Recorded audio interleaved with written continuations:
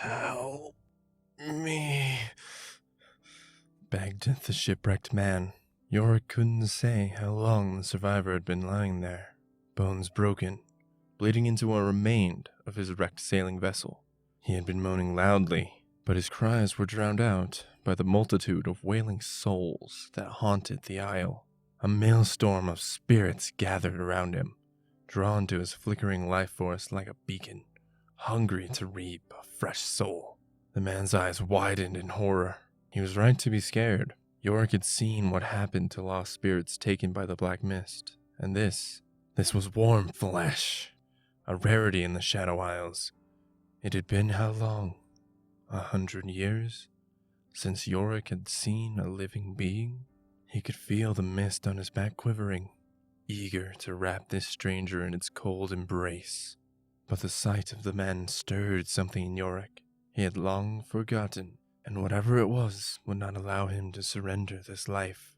The burly monk heaved the damaged man onto his shoulders and carried him back up to the hill to his old monastery. Yorick studied the face of the injured man as he groaned in agonized protest with each step the monk took. "Why did you come here, live one?" After completing the climb, Yorick carried his guest through several corridors in the abbey before coming to a stop in an old infirmary. He eased the shipwrecked man onto a massive stone table and began to check his vitals. Most of the man's ribs were shattered, and one of his lungs had collapsed. "Why do you waste your time?" asked a chorus of voices, speaking in unison from the mist on Yorick's back. Yorick remained silent. He left the table and made his way to the heavy door in the rear of the infirmary. The door resisted as he pushed, his hand doing little but leaving a print in the thick layer of dust. He pressed his shoulder against the wood and heaved his entire weight onto it. "So much effort for naught. Let us have him." Again, Yorick answered it with contemptuous silence as he finally forced the door open.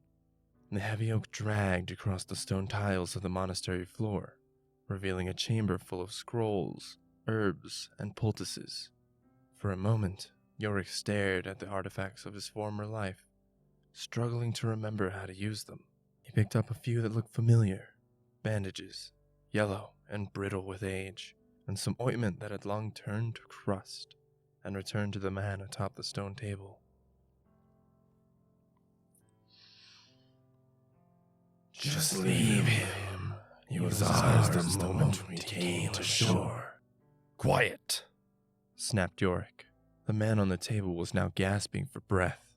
Knowing he had little time to save him, Yorick tried to bind his wounds, but the rotten bandages fell apart as quickly as he could apply them. As his breath grew more ragged, the man convulsed. He grabbed the monk's arm in agonized desperation. Yorick knew there was only one thing that could save the man's life. He uncorked the crystal vial at his neck and considered the life-giving water it contained. There was precious little left. Yorick was unsure if it was enough to save the man, and even if it did, Yorick was forced to face the truth.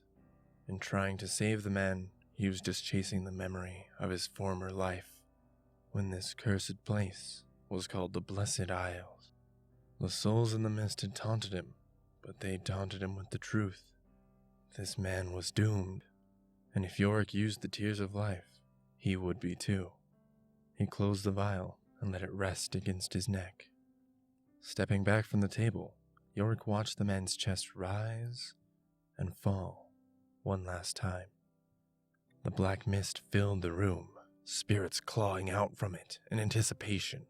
The mist shivered eagerly, then ripped the dead man's soul from his body. It uttered a faint, feeble cry before it was devoured by its new host. Yorick stood motionless in the room and uttered a barely remembered prayer. He looked at the soulless husk on the table, a bitter reminder of the task he had yet to complete. While the curse of the ruination remained, anyone who came to these isles would suffer the same fate. He had to bring peace to these cursed islands, but after years of searching, all he had found were whispers about a ruined king. He needed answers. With a single motion of Yorick's hand, a thin strand of mist poured into the man's body. A moment later, it rose from the table, barely sentient. But it could see, it could hear, and it could walk. "Help me," said Yorick. The body shambled out the door of the infirmary, its sloughing footprints echoing through the halls of the monastery. It continued out into the foul air of the cemetery, walking through the rows of empty graves. Yorick watched as the corpse trudged toward the center of the aisles until it disappeared into the mist. Perhaps this one would return with the answer.